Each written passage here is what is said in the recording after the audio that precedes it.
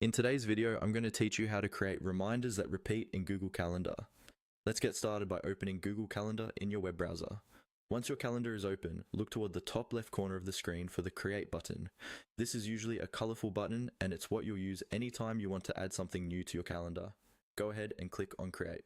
After clicking Create, a small menu will appear with a few different options like Event, Task, or sometimes Appointment Schedule, depending on your account.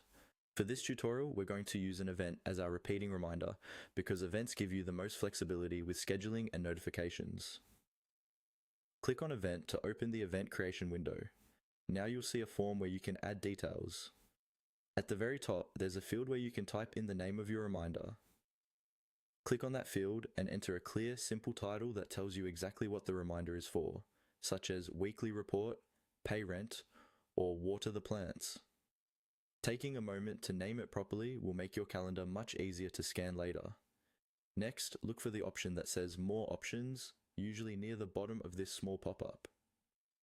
The quick event view only shows a few basic settings, but to set up repeating reminders, we need the full event editor.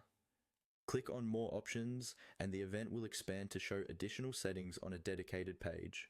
On this page, you'll see the date and time of the event, along with a setting that controls how often it repeats. By default, this is set to Does Not Repeat. This means the reminder would only happen once.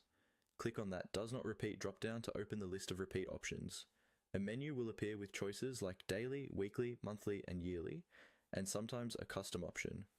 Go ahead and select the option that best matches how often you want your reminder to repeat.